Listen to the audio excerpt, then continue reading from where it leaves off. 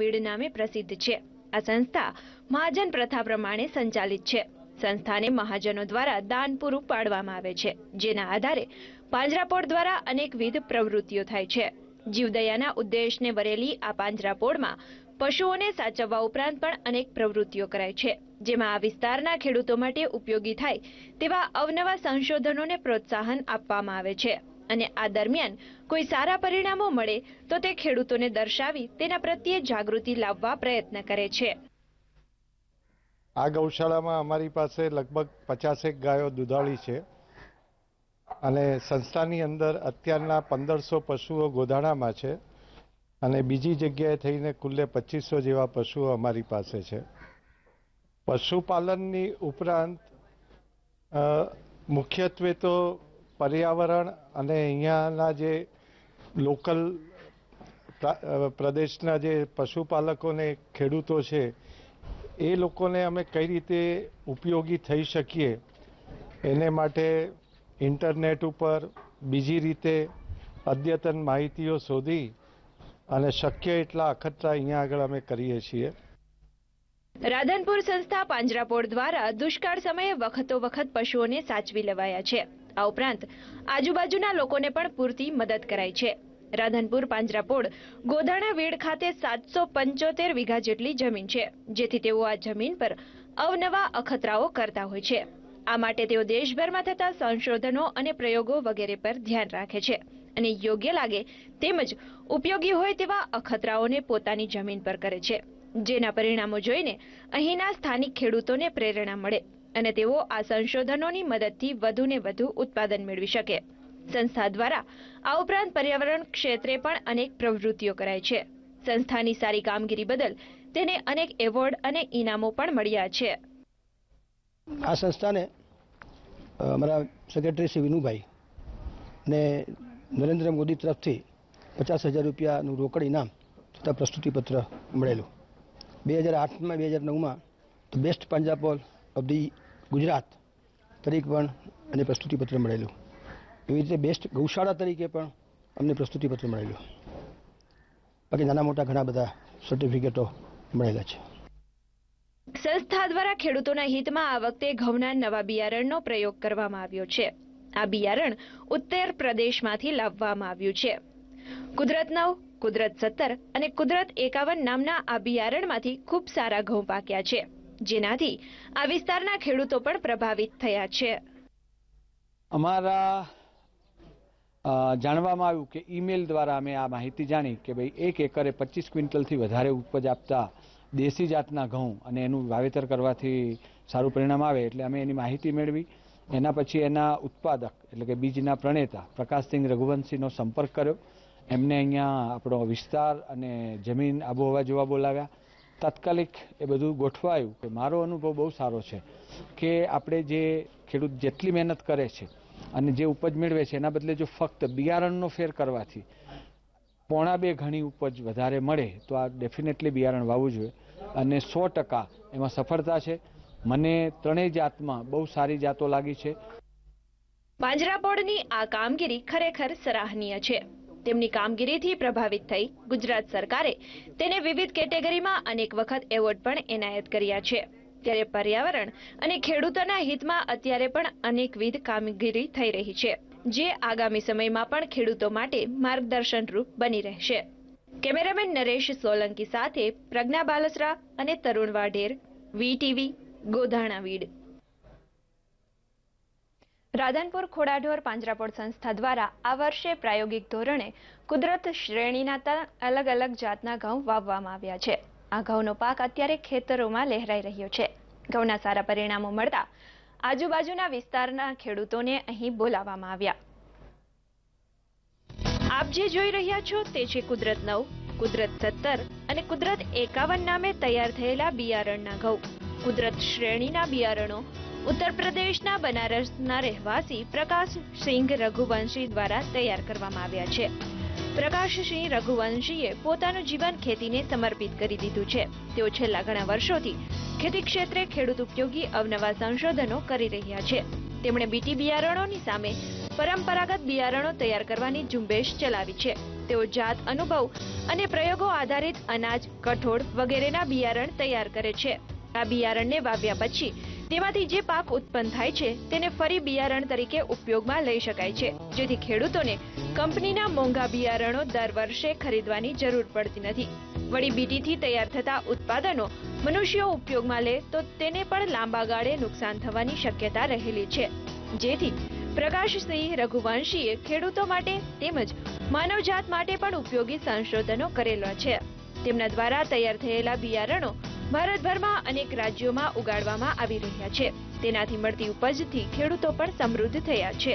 આ વર્ષે ગોધાણા વેડ ખાતે પ્રકાશસિંહ દ્વારા તૈયાર થયેલા કુદરત ઘઉંના બિયારણ વાવવામાં આવ્યું છે. ત્યારે આ બિયારણને ઉગાડનાર ખેડૂતનો જાત અનુભવ જાણીએ તેમના મુખેથી.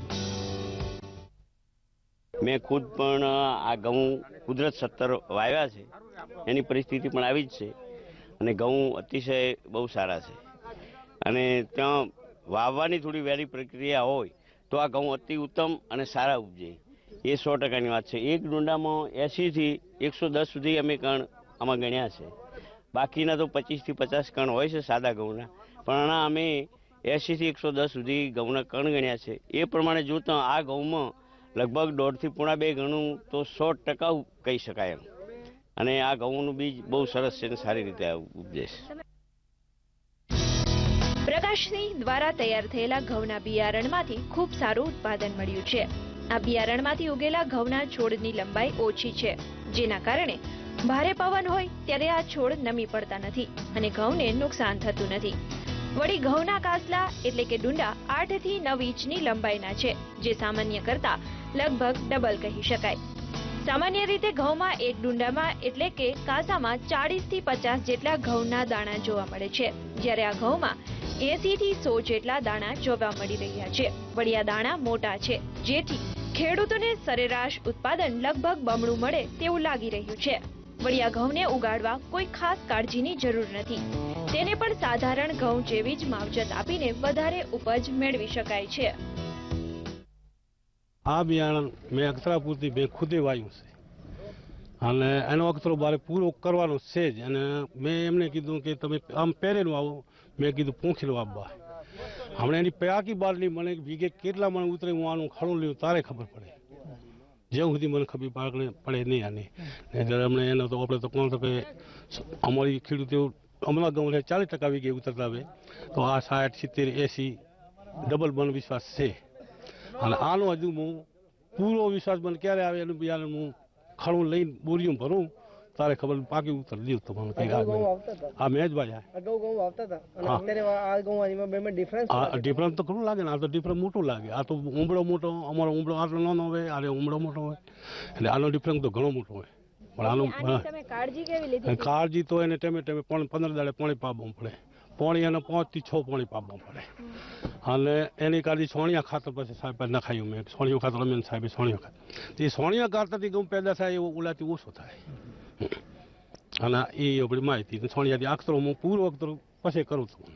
તમે પહેલા સાધારણ ઘઉંની જેવી કાળજી લેતા હતા એવી જ લીધી છે કે બીજી કોઈ? ના એવી જ લીધી છે, બીજી કોઈ નથી કાળજી લીધી મેં. હા, 15 દાડે પાણી દેવાનું, એને ટ્રીટમેન્ટ રાખવાની. અને બીજું જે સાહેબ દવા કીધી દવા તો મને ખબર નથી, મજૂર તો આવે નોખી જાય બરોબર. ખાતર સોણીઓ નોખી એ સાચું. અહીં જે ઘઉં ઉત્પન્ન થશે તે પણ બિયારણ તરીકે જ ઉપયોગમાં લેવામાં આવશે તેવું રાધનપુર પાંજરાપોળ સંસ્થા દ્વારા નક્કી કરવામાં આવ્યું છે, જેથી આ ઘઉંના બિયારણના ઉપયોગથી આ વિસ્તારના ખેડૂતો વધુ ઉત્પાદન મેળવી શકશે. વળી આ વિસ્તારમાં અન્ય કોઈ પાકો કરવા મુશ્કેલ છે, ત્યારે ઘઉંની ખેતીને તેઓ સરળતાથી કરી શકશે. આ બિયારણ પણ ખાસ નફો મેળવ્યા વિના પડતર કિંમત સરખી ગણીને જ ઓછી કિંમતે ખેડૂતોને વેચવામાં આવશે. આ વિસ્તારના ખેડૂતો સ્વાવલંબી બને તે માટે સંસ્થા દ્વારા ખરેખર સરાહનીય કામગીરી થઈ રહી છે. કેમેરામેન નરેશ સોલંકી સાથે પ્રજ્ઞા બાલસરા અને તરુણ વાટેર, BTV, ગોધાણા વીડ. અને હવે ખેતીમાં સમય થયો છે એક વિરામનો. સ્વાગત છે. ખેતી ક્ષેત્રે અને ખેડૂતો માટે અનેક શોધો કરનાર પ્રકાશસિંહને દેશભરમાંથી અનેક ઇનામો મળ્યા છે. તેમના સંશોધનોથી પ્રભાવિત થઈ ભૂતપૂર્વ રાષ્ટ્રપતિ APJ અબ્દુલ કલામના હાથે તેમને ઇનામ મળ્યું હતું. તો રાષ્ટ્રપતિ પ્રતિભા પાટીલે પણ તેમને એવોર્ડથી સન્માનિત કર્યા હતા. આજકાલ ખેતી દિન પ્રતિદિન મોંઘી બની રહી છે. ખેતીમાં બિયારણો મોટા ભાગે બહારથી ખરીદવા પડે છે, જેના કારણે ખેડૂતોને તેનો ખર્ચ વધી જાય છે. આપણા પૂર્વજો હંમેશા પોતાના ખેતરમાં બિયારણ પકવતા અને તેમાંથી જ ખેતી કરતા હતા, પરંતુ આ પદ્ધતિ આજે ભૂલાઈ રહી છે. ત્યારે અમારી સાથે છે ઉત્તર પ્રદેશના પ્રકાશસિંહ રઘુવંશી કે જેઓ ખેડૂતો જાતે બિયારણ તૈયાર કરી શકે તે માટે અવનવા સંશોધનો કરી રહ્યા છે. તો જાણીએ તેમની પાસેથી બિયારણો કેવી રીતે તૈયાર કરે છે.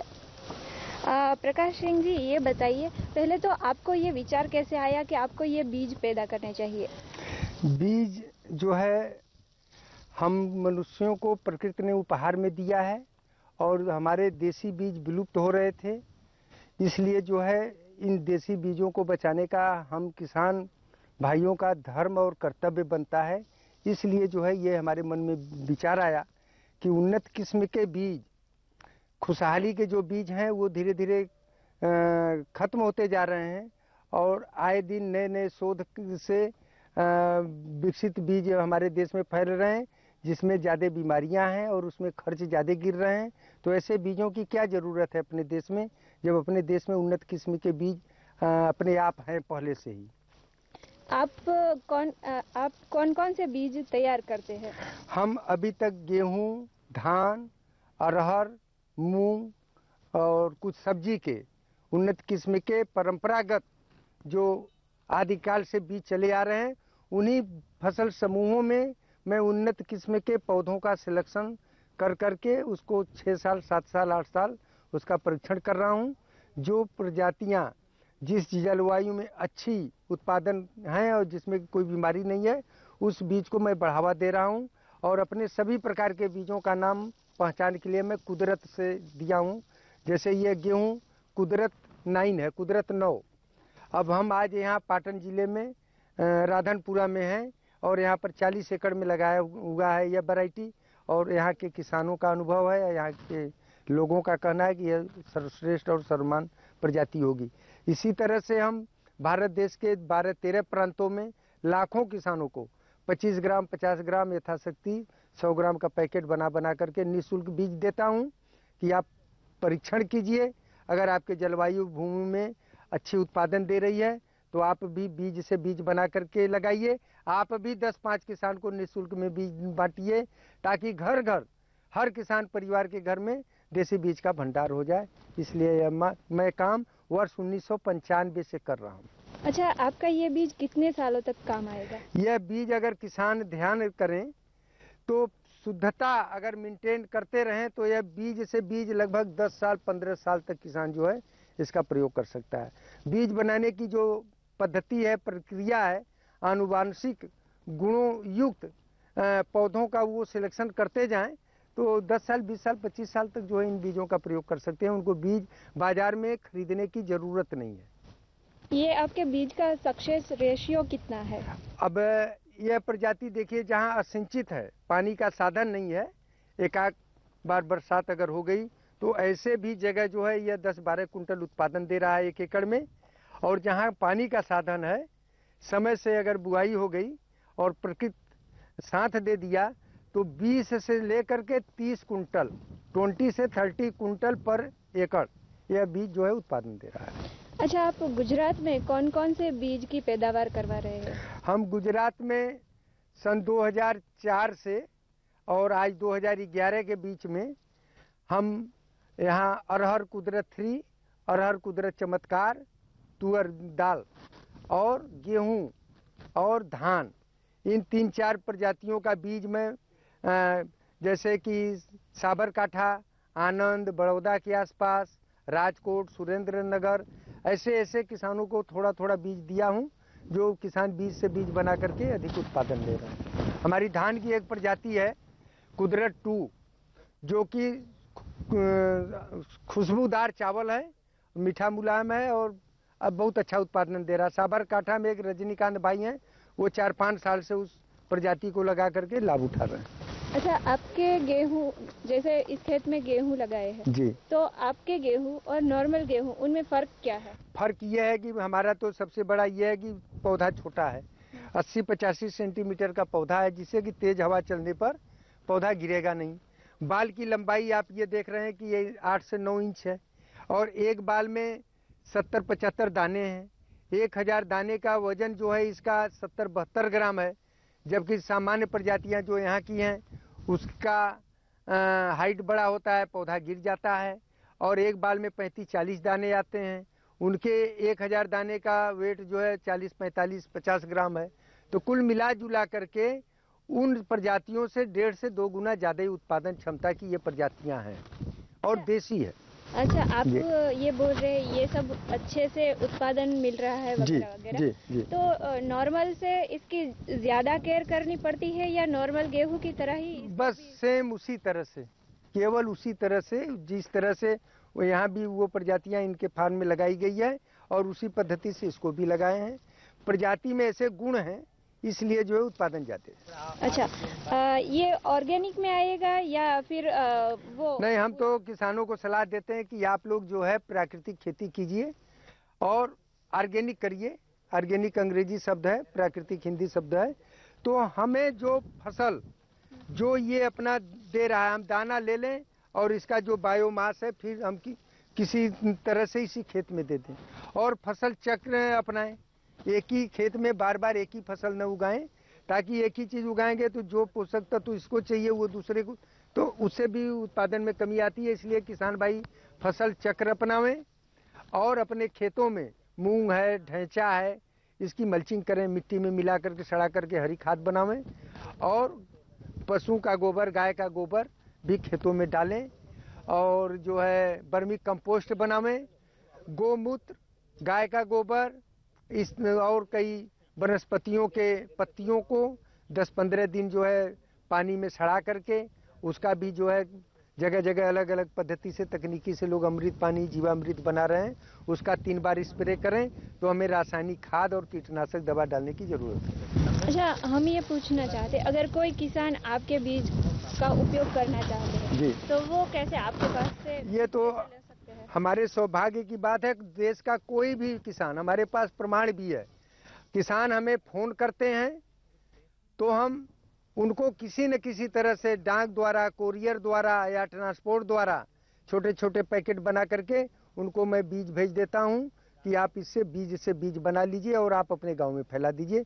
तो देश का कोई भी किसान हमारे मोबाइल पर फोन करे या हमारे पते पर पत्र लिखे, मैं उसको बीज भेज दूंगा। अच्छा, आप ये बीज अगर कोई किसान लेना चाहे तो कितने पैसे में भेजें? अभी तक तो देखिए हमको कुछ सहयोग मिलता रहता है इसी समाज से, और जिस किसान को हम मान लीजिए कभी 1 किलो बीज दिए तो 1 किलो से वो 80 किलो बना लिए, 80 किलो से फिर जो है वो 40-50 कुंटल बना लिए। तो मैं जहाँ भी कार्यक्रम में जाता हूँ तो वो भी किसान बीज दान करते हैं, तो कुंटल, 2 कुंटल, 4 कुंटल वो भी बीज दान करते हैं। यहाँ भी मैं जब बीज इनको दिया था लगाने के लिए, जहाँ से दिलवाया था किसान से, तो ये भी कहे थे कि रघुवंशी जी अगर जी जो कह रहे हैं फसल अच्छा होगा, उत्पादन ज़्यादा होगी तो 10% मैं भी बीज दान करूँगा। अच्छा, तो मतलब कि आप अभी सेवा का कार्य? हाँ, अभी मेरा सेवा का कार्य चल रहा है। हम इस देश के लिए, समाज के लिए बहुतों ने बहुत कुछ किया है, तो मैं भी चाहता हूँ कि इस शेष जीवन का जो मेरा है वो हम देश के कल्याण के लिए या देश के खुशहाली के लिए अपना जीवन जो है समर्पित कर दिया हूँ किसानों के नाम सेवा में। इन सब सेवाओं के लिए आपका शुक्रिया। जी, धन्यवाद। તો આ હતા પ્રકાશસિંહ રઘુવંશી કે જેમણે જાત જાતના બિયારણોને સજીવ ખેતીથી ઉગાડવા માટેની સલાહ આપી છે। કેમેરામેન નરેશ સોલંકી સાથે પ્રજ્ઞા બાલસરા, VTV, ગોધાણા। કુદરત શ્રેણીના ઘઉં તૈયાર થયા બાદ આ સંશોધનની માહિતી મળી રહે તે માટે રાધનપુર પાંજરાપોળ દ્વારા ખેડૂતોને તે ઘઉંનું નિદર્શન કરવામાં આવ્યું હતું। ખેતરમાં લહેરાતા આ ઘઉંને જોઈને ખેડૂતોએ કંઈક આવી પ્રતિક્રિયા આપી હતી। ગોધાણા પાંજરાપોળમાં અમે કુદરત 51 જોયા, તે ટુકડી વાવતા એના કરતાં ઘણું ઉત્પાદન સારું આપે એવું દેખાય છે ને થશે। હવે જે ટુકડી વાવતા એના બદલે હવે આવતી સાલ અમે કુદરત 51 વાવશ્યા અને ઉત્પાદન ડબલ થાય એવું છે। અમારે 1 એકરે લગભગ 60-70 મણ આવતું ચાલુ બિયારણ ટુકડી વાવતા। હવે જો કુદરત 51 વાવીએ ને તો 150 મણ જેવું થશે। 50% બિયારણ 70 મણ કે 60 મણ વધીને માવજત કરે તો 50 થી 60 મણ થી વધતું નથી ઉત્પાદન. આજે કે સુધારેલ બિયારણ છે એનાથી ખેડૂતનો ટ્રેક બદલે, એને વધુ વળતર મળે અને ખેતી આધુનિક થાય. જે આ કુદરત નવ ઘઉં જે અમે જોયા અને અમે જે ઘઉં વાવા છે એ વચ્ચે 50% ડિફરન્સ છે. અમે જે વાવા તે 50% ઘઉં ઓછા થાય છે અને આરે જે 100% ઘઉં ઉત્પાદન આપશે એટલું રિઝલ્ટ અમને દેખાય છે. ઉગેલામાં આના જે ઢૂંઢા છે લાંબા છે, કાંસણા કહેવાય અમારી ભાષામાં. કાંહણા આના લાંબા છે, આના ઢૂંઢામાં અમારા જે ઘઉં વાવા છે એમાં 25 દાણા કે 30 દાણા હોય અને જે આ ઘઉં છે એની અંદર મારા અંદાજ પ્રમાણે 75-80 દાણાનો અંદર નીકળે. એટલે એ તફાવત છે બે વચ્ચે. અમે જે વાવા દાણા નાના છે, કદ એનું બહુ નાનું છે અને આ દાણાનું કદ ડબલ છે, એ દાણાથી ડબલ છે. એટલે વજનમાં વધુ ઉત્પાદન આપે, ગુણવત્તા સારી આવે આની અને ખાવામાં પણ સારો રહે. ઘઉંનું નિદર્શન જોવા આવ્યો તો ઘઉં બહુ મસ્ત વેરાયટી છે કુદરત નવ, બરાબર. જે રોજ ચીલા ચાલુ કે જે ટુકડી વાવે એના કરતાં વેરાયટી ખૂબ સારી છે ઉત્પાદનની દ્રષ્ટિએ. બધા બમણાનું એવું કહે પણ આપણે દોઢા સમજવાનું, કારણ કે હજુ આને આપણે લ્યા અને જ્યારે થેસરમાં લ્યાન કોથળા ભરા ત્યારે આપણને પાકું ગણાય, બરાબર. એટલે ઘઉં એકદમ વેરાયટી સારી છે, એમાંથી દૂર સારું નેકરશે. કાઢે કેટલા ટકા હજુ એનું જે અંદર મેદ છે કેટલા ટકા નેકરશે ખાવા માટે, જે આપણે રોજ વાપરે છે એનું 60 થી 65% નેકરે સાહેબ. એવી ને એવી એક બીજી વેરાયટી પણ નેકરી છે, અમને વિજાપુરથી ડેમોસ્ટિક પ્રોગ્રામમાં દીધેલા છે, એનું 80% નેકરે છે મેજ અને એકદમ સોના જેવા દેખાવામાં આવે છે. એ 798 કેવા કાંક એનો નંબર આલેલો છે. કેવી વિશેષતા લાગે? આ ઘઉં દેખાવમાં ને અત્યારે તો એકદમ સારા લાગે, બરાબર. પણ હજુ આપણે એને ઘટાડવા પછી આવતી વખત ખેડૂતો કેવા અપનાવે છે એના ઉપર ડિપેન્ડ થાય.